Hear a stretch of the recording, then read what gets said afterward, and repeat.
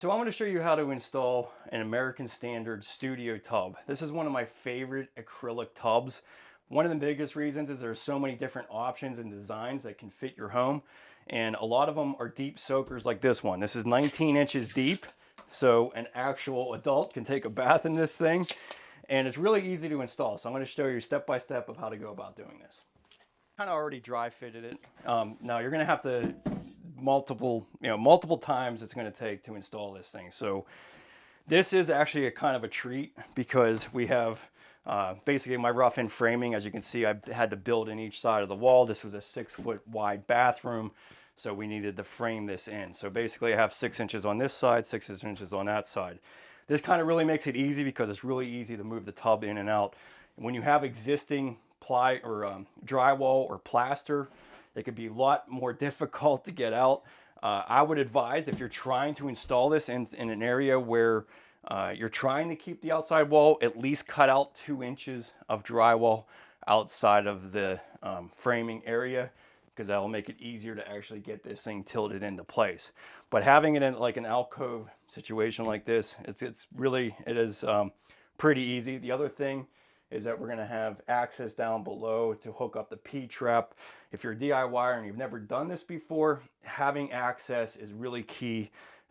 If you're, it's really difficult to do this and try to get this set up when you don't have the accessibility to actually hook up the P-trap. But we'll show you a little bit later on how to go about doing that. And but the first thing is just setting this into place and making sure that it sits level. Okay, so pay attention to your subfloor, what you're going to be doing. Now, if you're a little bit unlevel, actually, even if you're a lot of unlevel, you can adjust this to work with your situation, because we're going to be using a mortar bed underneath of this. So you can add as much mortar as you need to level this out. Now, obviously, it'd be a lot easier if you're pretty close to level to begin with, but knowing that, putting your level on the floor and making sure that things are level is really going to help guide you through on installing this. It's going to let you know what you have to do to address it. Now, floor leveler is also a great idea if you have the time to set that up. Putting floor leveler down and making everything 100% flat is just going to make this so much easier. In my situation, I am a little bit off. I did put some new framing down, but I am slightly off. I'm a little bit high on this side from the left side here, which, hey, it's not too bad when it's a tub and you have a little bit of drainage that way, but we're going to set this completely level so that it's easier for our towel work and everything else. Now, if you're doing a surround on top of this, like an acrylic surround, you're really going to want this tub to be level. It really gets very difficult to install any of those tub surrounds. If you're even a 1/4 inch out, it makes it very difficult. But tile, there's definitely some wiggle room there. In some ways, tiling a tub surround can make it a little bit easier for unlevelness and unevenness. So, all right, so we're basically level here. And what I'm going to do is just mark my studs here. So this is going to basically allow me to measure down. So because you want to put a ledger board all the way around. So we also want to check this way, make sure that this is level. Yeah, so okay. And then just to let you know, I basically framed this in and I left myself an 1/8 inch on either side, so there is a little bit of a gap. That just makes it a little bit easier to install. So if you make your rough-in opening 60 1/4 inches, it usually works out pretty well, because ultimately my backer board is just going to be sitting right on top of this tub lip. So it, having that 1/8 inch gap on either side makes it a lot easier to be able to get this tub in place. All right, so we got or you know what, also we want to mark our floor too. So let's just mark our trap in here. Don't be afraid to walk up here and do it. It's not a bad idea to walk up and mark this. Now, we already know the dimensions of what we need to cut out, but at least we have some good reference of where that drain is. So just to show you the bottom of this tub, you can see it has a couple of plywood ledgers here at the bottom. So we're going to be putting mortar all within this cavity area. It has a pretty durable fiberglass base. So that's really nice. And what I really like is that the actual flange is all bonded to this whole mechanism here. A lot of these tubs, these acrylic tubs, this kind of just flaps around, and it's not a really good, you know, some of those manufacturers, I don't know what they, it's you know, you're better off to have it all basically fiberglass reinforced like this than having your tub flange flap around. So I really like the construction of that. Everything's fairly, you know, a thick construction. So we're gonna basically set up our ledger board first. Okay, so we got basically, now one thing about ledger boards is that, you know, the bottom of these tubs are never 100% even all the way through. So just try to estimate the best you can, and you're probably going to have to adjust that ledger board to fit. So we got about 1.5 inches that we basically, the thickness of this flange. So that's what we're going to use as reference to bring our ledger board on that wall. Okay, you definitely want to use screws for this just because you're going to want to adjust this.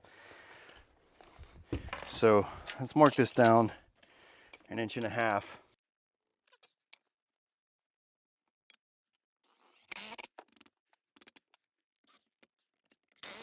So I got just 2 screws in there. I'm going to dry fit the tub again.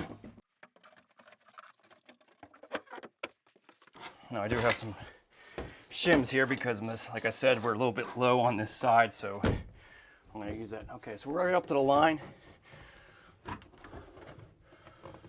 And you just want to feel down around that flange to see how that feels. Now we should be pretty level with the, there we go. Yeah, a little bit, probably go up a little bit more here.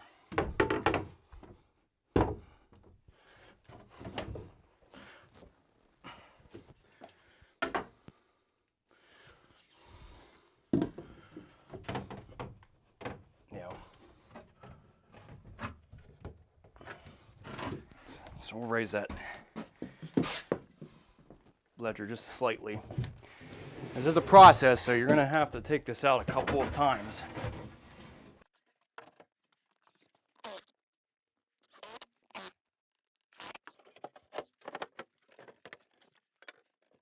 That'll work. Okay, so then we also want to get some ledgers on the side here. So this definitely still has to be raised up, but that'll be all right. We'll get that with the side pieces here from here. So marking the edge of my tub here. We'll just mark this, and we'll mark this.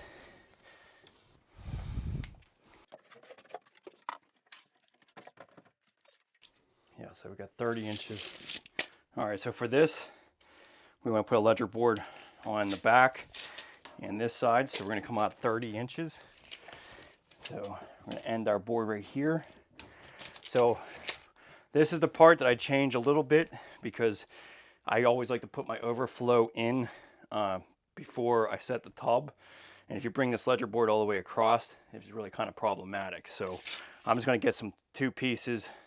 I'll make one 10 inches.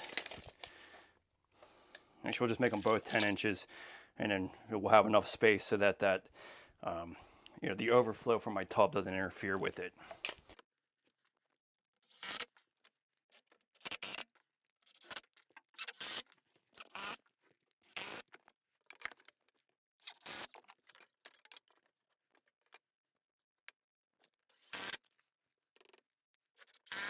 Okay, so that leaves us with room for our overflow, which is about 16 inches. So plenty of space there, and we still got the support of this. So now for this guy, for our drain, basically need to be 12 3/4. And then our center is basically 16. So we want to give ourselves, like, you know, about 4.5 inches on either side. So like a 9-inch hole. So we're going to basically cut this right here out for our drain. So we might as well do that now so that when we dry fit it again, we can make sure that that's going to work.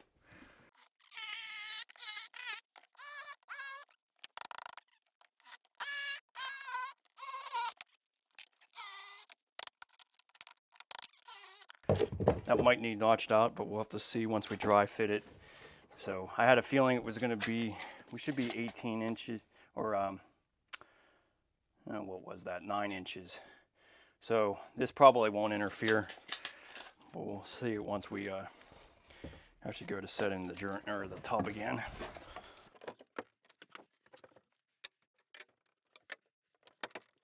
So we do have a little bit of a gap here, about just a 1/2 inch here. That is level. I know I didn't check the subfloor this way, but looking at my drain, so it looks like we have plenty of room here. We almost got 2 inches here down to that, so I think we're going to be fine. The only thing I wanted to double check was my floor, because now we're 100% level all the way around. Those ledgers really make it easy. So now all you have to do is just apply some mortar to support the base, and you'll be good to go. So it's really that easy. So let me just double check my subfloor on there, because this is all tight now. But I am kind of raised up here 1/2 inch. Not a big deal, because I'm honestly, by the time I've done floor leveling my my heated flooring system, that's going to work out just fine. Let me just double check that.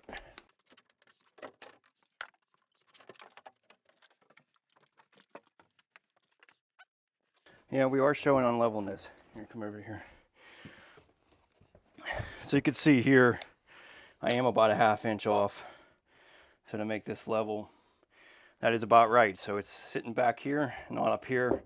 Not a big deal. I'll just put enough mortar underneath of there to work just fine. So you can overcome unlevelness pretty easily. All right, so we're going to install the drain assembly before we set this in place. So if you're doing this by yourself, this really helps out, because then you're not trying to reach around the tub and connect the drain assembly while you're doing this. So, and then if you don't have access, you almost in some ways need to install the drain assembly before setting it in place. But it's definitely a good advantage to be able to do this. So we're going to go ahead and add this drain assembly. Now, when you purchase a tub like this, always go with the recommended drain assembly for it. This one is the American Standard drain assembly.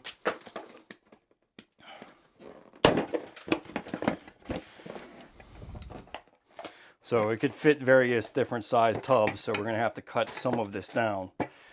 But they all kind of virtually work the same in a lot of ways.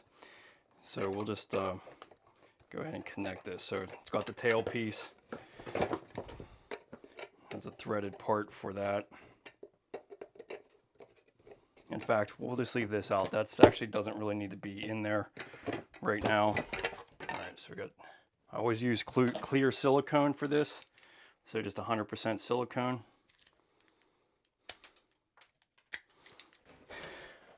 Okay, so drain assembly.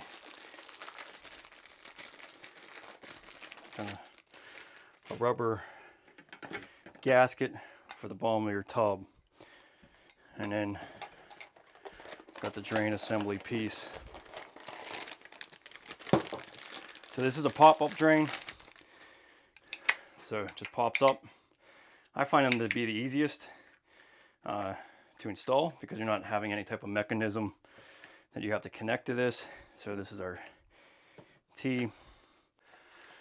Okay, so apply a generous bead of silicone on the actual bottom of the drain. This is going to give some good insurance. We got a rubber gasket.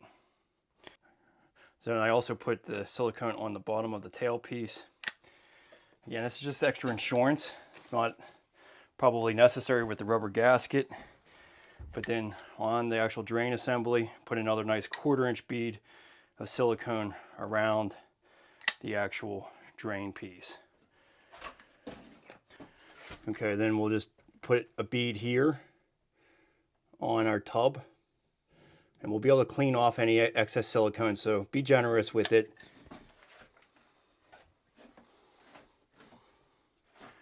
Okay, then this is our tail piece.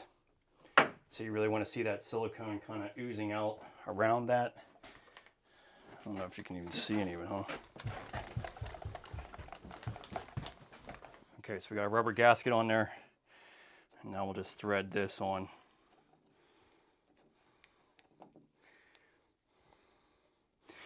And I have this little tool here, this rigid tool, allow me to connect this drain.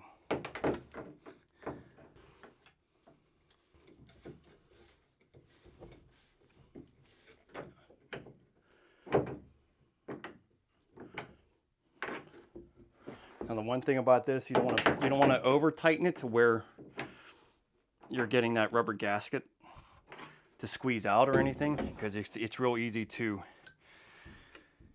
squeeze that gasket out from underneath of there. But then just smear the rest of that silicone and that should be a good connection. Okay, so keep in mind, if you need to get this tail piece over one way or the other, it's not like this has to be a completely perpendicular with the tub. It's not a big deal if you twist your drain side to side in order to get your pipe to connect to it. Now we have access down below, so we'll be able to adjust it to what we need with the actual P-trap. But if you had some movement and you needed to move it this way, there's no problem having this slanted. The only problem you're gonna have is trying to connect your overflow, and you can always get a couple 45-degree bends to do that. So if you're in a jam, you know, you can tilt this to the left or right and get this to connect. It's more important to get the drain connection, and then you can connect your overflow later on. Now, you're not gonna have all the components to refinagle that. You're gonna have to buy some, you know, new fittings to connect that at an offset, but it is an option. All right, so then these are just basically slip fittings. So we got our locking nut and then our slip fitting. Always have it's just like a regular P-trap, so the beveled tapered edge always goes towards the fitting. So yeah, you put the nut on first and then your fitting. Okay, so then we're also gonna have to dry fit this, because now this is really long because they have it for multiple different sizes. So inside this package is the overflow assembly, and here you'll find this is the actual cover, but then the rubber gasket that you want to be installing on this overflow. Okay, so hold on to those screws afterwards. But this guy basically goes on around this gasket, and then when I go to set this, this other rubber gasket goes on the inside. Okay, so overflows are just as important as the actual drain assembly itself, because obviously if you overflow the tub, you know, you need to make sure that it's gonna drain. So don't skimp out on the overflow. You know, you have to really test everything when you fill this up. So we'll just mark this so that we're in the middle of this fitting so that we're not struggling to get it together. So we're gonna have to cut this little bit amount off. Let's use the old-fashioned Sawzall here. So same thing here, I would apply silicone on the back of the tub here so that this can have a nice solid connection. We want to get our slip nut on this overflow and our locking flange here.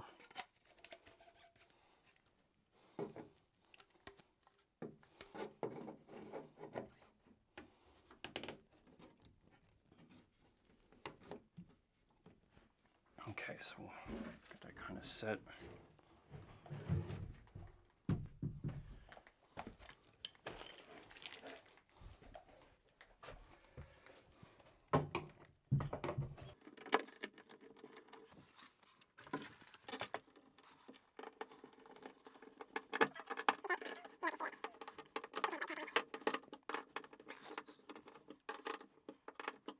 Okay, so I have flows nice and connected now.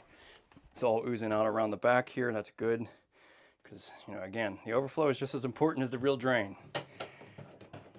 And we'll just tighten this.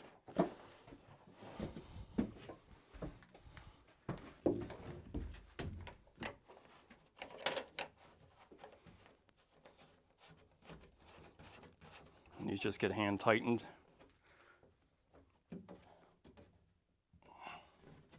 Okay, so that's connected. I'm gonna get a cloth to wipe off the excess silicone.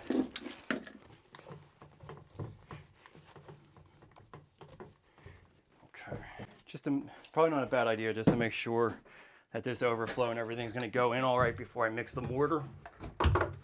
Let's go ahead and just dry fit this again, make sure that we can get this in okay.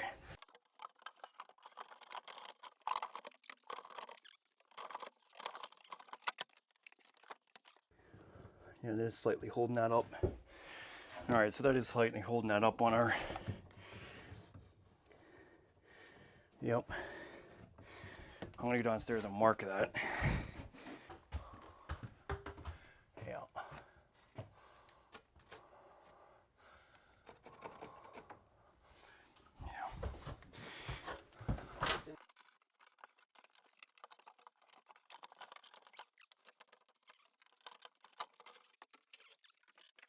All right, so this is notching out a little bit. I gotta notch this a little bit. There's nothing wrong with notching an inch or so off of your joist just to get that plumbing to work here. You just don't want to go more than 1/3 of the span of the actual structure. So it's you know, it's all within reason. So we're gonna notch a little bit of this out.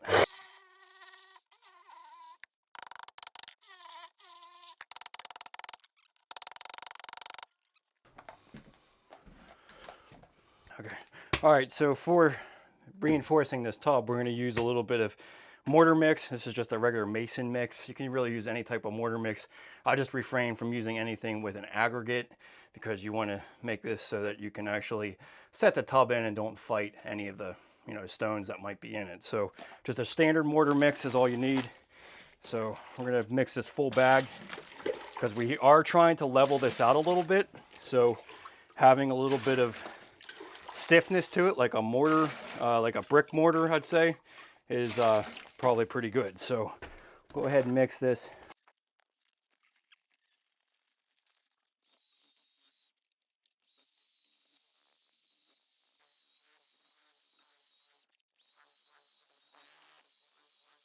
Okay, so to protect the plywood, now, I mean, this is kind of a gray area.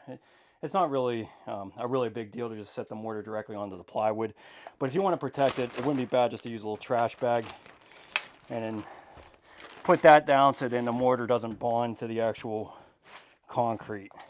So I'm just going to set this down because we're really not, I mean, we're setting it and we're reinforcing the tub. We're not actually like setting like a mud bed for a shower or anything. This is just literally for support. So you can just use, you know, just a regular garbage bag like this and then just staple that in place. You can apply the mortar over top of it.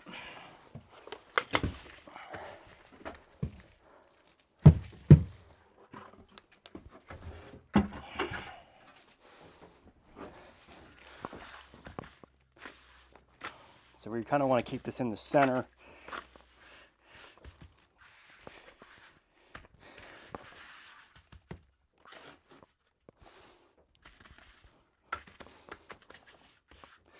Something like that. So that's where the main support right here is. So this is what you want to basically fill in.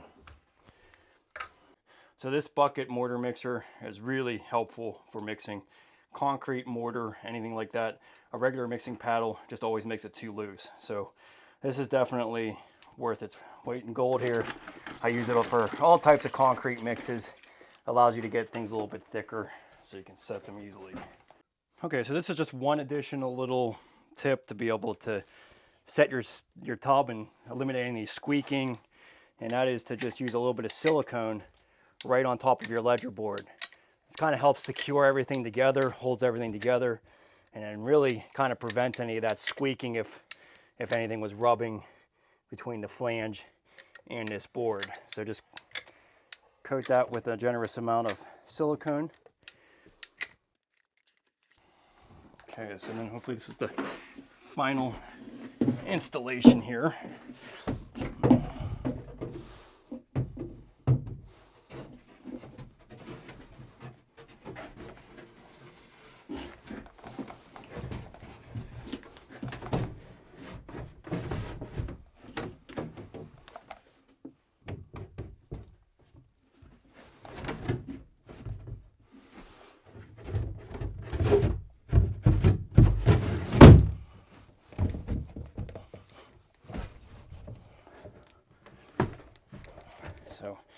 not gonna hurt to step on it at this point because I'm trying to get it embedded into the cement. Okay, so that should work out good. So we want to pre-drill some holes on here.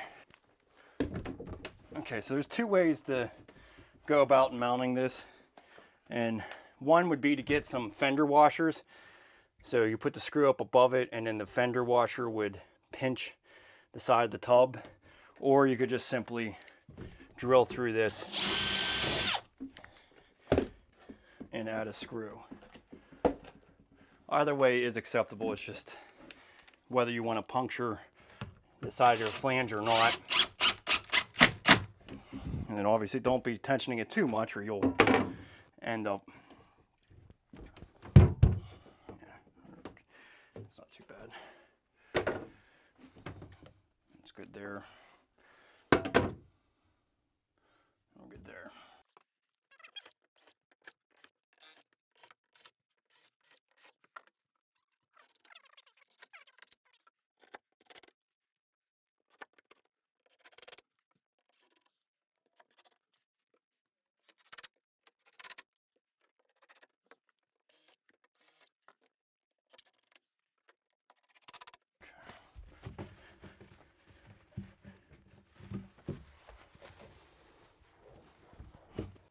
Okay, so we're gonna make the connection. This is really the ultimate way to go, is having some kind of hole and access underneath your tub if you don't have the back access to the tub. Even if, you know, I really do highly recommend being able to get underneath this trap. It makes it so much easier to connect it and then to ensure that there isn't any leaks. So this is the little tail piece that came with the drain. So I would just advise putting a little bit of silicone on this. This is kind of notorious thing to leak on you, is where this threads into this existing pipe. There's a couple different fittings that you can use onto here. Obviously this is a male thread here that you can use, but we're just going to use this existing tail piece for this. And that silicone just is going to help make sure that those threads don't leak. You could use Teflon tape or even, you know, pipe sealant as well. All right, let me grab my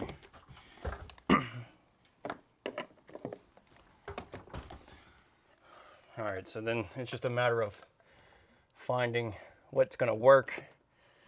So what we have here is just a regular solvent weld P-trap. So this is going to get glued in, and then I'm going to have a little short piece of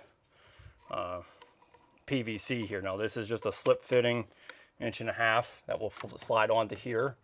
So let's just take a look at what this will look like. So you usually want to put your P-trap on this way and just see what this is going to do. So it looks like I need to take, that's actually going to fit pretty well. I actually didn't even plan that one as far as the distance. That worked out pretty well.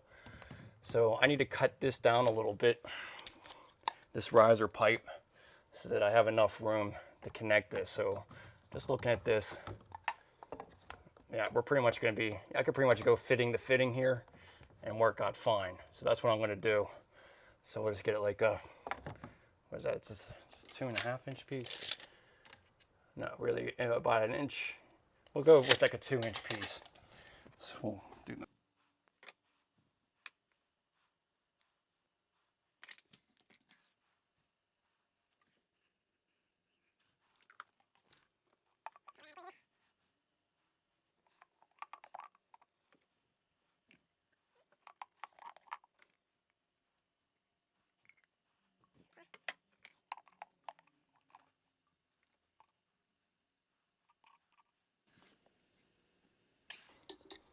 Make sure we got plenty of glue on everything. And so we're going to kind of do this simultaneously.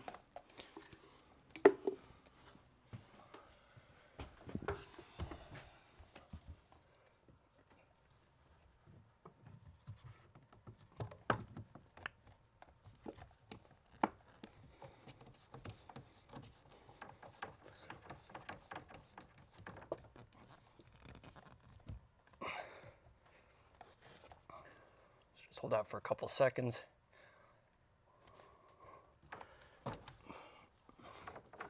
Make sure your fittings are tight. That's all there is to it.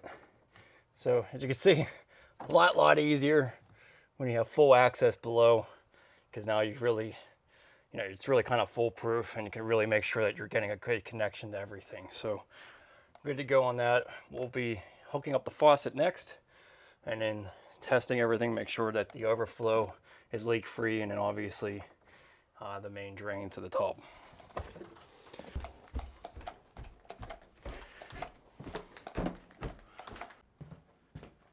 Guess it's all good. What's that? Looks like it's good to me. All right, cool. Did you hear it come up in here? I did.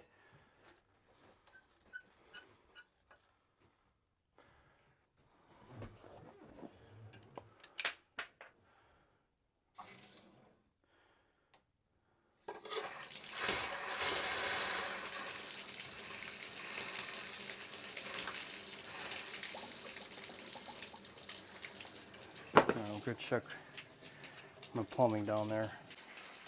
Okay, so it's really important to fill up your tub to test this overflow. Let this drain like a normal drain and check to make sure that there isn't any leaks. The overflow, like I said, is just as important as the main drain. If it overflows, you want to make sure that it's not going to be leaking. So yeah, we'll go downstairs, make sure that everything's good. Okay, so we're draining it out. We had the overflow running. Just checking everything, making sure that there isn't any water visible anywhere and that everything is not leaking. That's basically what you're looking for. So filling up that tub, making sure that overflow is good, really good insurance to make sure that you're gonna have a sound installation.